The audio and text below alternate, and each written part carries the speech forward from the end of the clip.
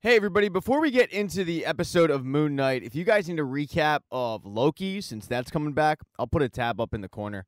In Moon Knight, we get introduced to Stephen Grant. He sleepwalks, so he has this routine every night before he goes to bed where he basically locks himself up, puts sand around his bed, and tape on his door to make sure he didn't go anywhere. When he does finally wake up, he goes to his job at a museum where they have a huge Egypt exhibit, and he's an Egypt nerd.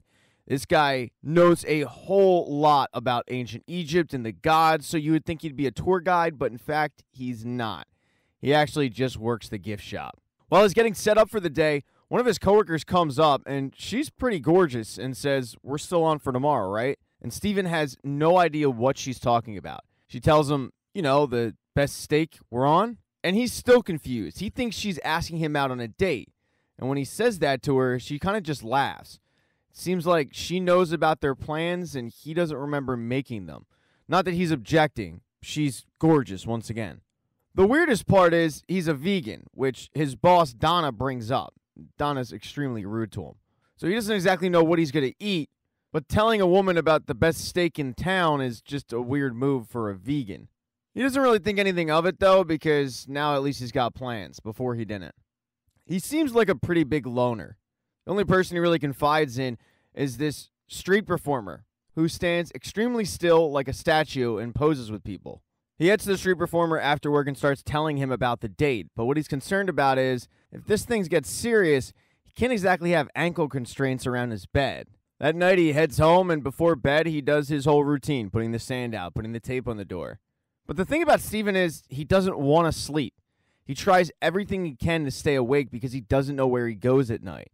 So he does things like a Rubik's Cube or reading books about ancient Egypt and learning about the hieroglyphics, learning different languages, anything to keep his mind up. It doesn't work. Steven wakes up in the middle of nowhere with his jaw pretty messed up.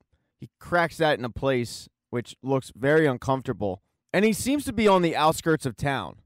To make things worse, he's hearing a voice in his head telling him to go back to sleep, worm. It's also telling him that he's not supposed to be there. That's something that Steven completely agrees with. The voice then tells him to surrender the body to Mark, which he doesn't understand at all. When he digs into his pocket to get some kind of clue on how he ended up here, he has a little tiny Egyptian beetle with him. It's gold-plated. It's an artifact. It's another very confusing thing in the journey of how he ended up on the outskirts of this town. He does finally see some people, but they end up shooting at him. He makes his way in town to get some help, but he seems to be surrounded by all of these guys looking for him. When he makes his way to the center of the town, there's a lot more people, so he's able to blend in. But when church bells go off, everybody makes way for this one singular man, a man named Arthur Harrow. To give you an idea of Arthur Harrow, this is a guy who walks with a cane, and I don't actually know if he has anything wrong with his legs or not. It might be because he likes to break glass, put them in his shoes, and just walk off with the glass crunching on his feet. Yeah, he's a weird dude. He also seems to have a lot of followers, though, and they are all gathered in this one singular location. He starts telling the people what a beautiful day it is, and it feels like heaven, but it's not heaven, because sometimes the darkness hides in our hearts. What he is there to do is to make the earth as much like heaven as possible. He asks for a volunteer for somebody to go first, and a man steps up. He rolls up his sleeves to reveal a scale tattoo. And then, with the cane that he uses to walk, he holds the man's hands and the cane starts swaying left to right. But so does the tattoo. He tells the man that he judges him in Ahmed's name. And Ahmed is an ancient Egyptian god. For this man, he is dubbed to be a good person, so he gets to live. Later on, a woman gets up and she is judged to be a bad person. The thing about Ahmed's judging is, it's not necessarily on what you did in the past. It also looks into what you will do in the future. So her being a bad person might be something that she's going to do down the line. Unfortunately for her, she has to die because of it. As they're taking the body out, one of Harrow's men lets him know that there was a problem with the exchange.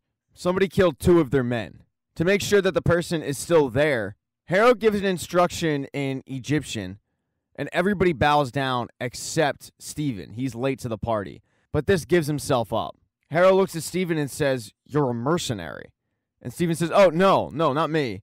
I'm a gift shopist." He tells Harrow that his name's Stephen Grant. He's trying to get back home.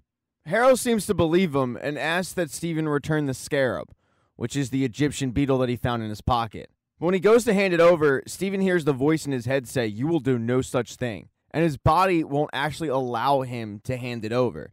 No matter how hard Steven tries, his body refuses to. He starts apologizing until eventually Harrow's men carry him off. Steven's pretty scared he's going to get killed, and then all of a sudden he blacks out. When he wakes up, his hand is covered in blood, he's holding the scarab, and the men that were carrying him are all dead around him. He has no idea what happened. Harrow and the rest of the community are all staring at him dumbfounded. And Steven starts apologizing, but he realizes pretty quickly, I got to get the hell out of here. As he's trying to get out of there, he hears the voice once again say, "Don't you dare drop the scarab." Steven then hops into a cupcake truck and tries to flee, getting back home, but he's being followed. One of the men is able to get into the truck, and it looks like it's going to be curtains for Steven, but then he blacks out once again.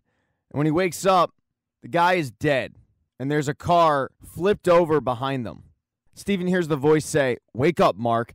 If he loses the scarab, I'm going to kill you both." And poor Steven just doesn't know what's going on. He once again blacks out. He's still being chased by a couple of guys, and he once again blacks out. When he wakes up, now he's driving backwards. He yells, "I don't know what I'm doing." And he hears the voice say, "Then leave us be, parasite." Right as a bunch of logs are about to crush everybody around them, Steven wakes up. He thinks, all right, this is just a dream. And he's really relieved about it. The tape is still on the door, and it truly looks like he was just dreaming. But then he notices something really, really weird. The fish in his tank has 2 fins, which might be normal for most people, but the thing is, the day before, that fish only had 1 fin. So he heads to the pet store, where the woman explains to him for a second time that she doesn't sell disabled fish.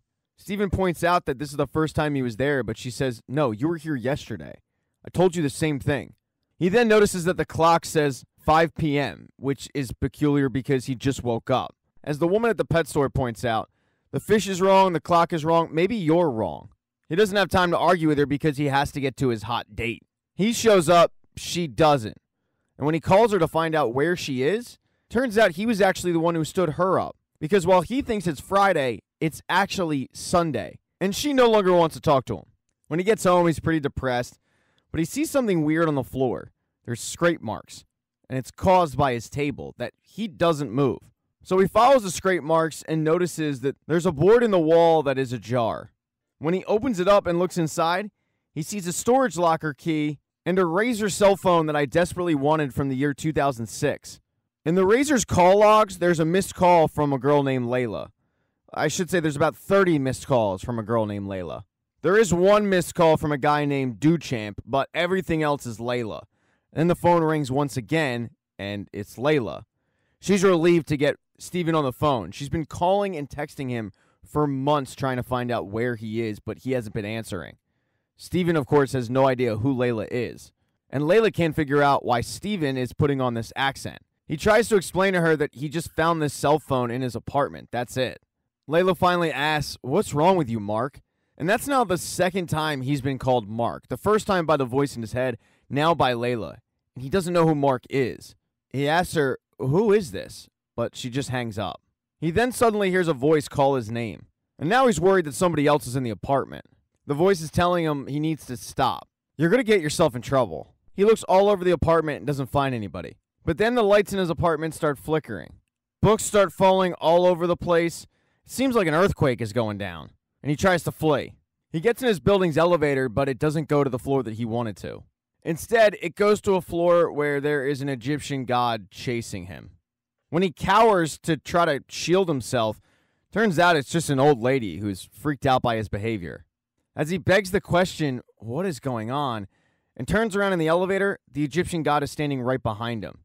He screams in fear, but he wakes up on a bus, having no idea how he got there.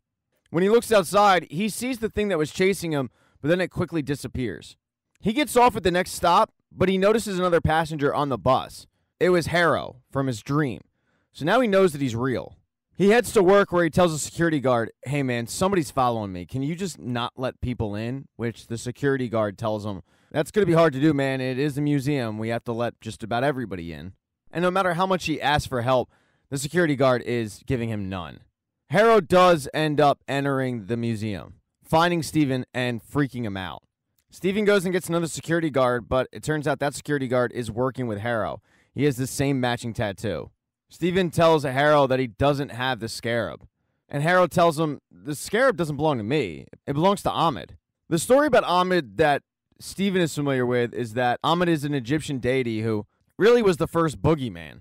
Harrow kind of chuckles at that and says, she was a boogeyman for evildoers. She got sick of waiting for sinners to commit their crime before punishing them. The justice of Ahmed surveys the whole of our lives. Past, present, future, all of it. She knows what we've done and what we will do.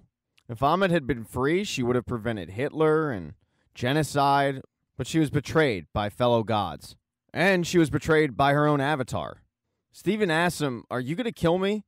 And Harrow doesn't answer the question, just saying, that voice in your head. It's maddening, isn't it? He's forever unsatisfied no matter how hard you tried to please him. He then gives him the same morality test that he gave the guy and the woman in the Alps. When it ends, Harrow just looks at Steven and says, there's chaos in you. Steven doesn't know what that means, so he runs away, and Harrow tells his men, go ahead, let him run. Steven's biggest mistake is he continues to go to work, which means he has to close up the museum. He's all alone in there at night, and he hears growling.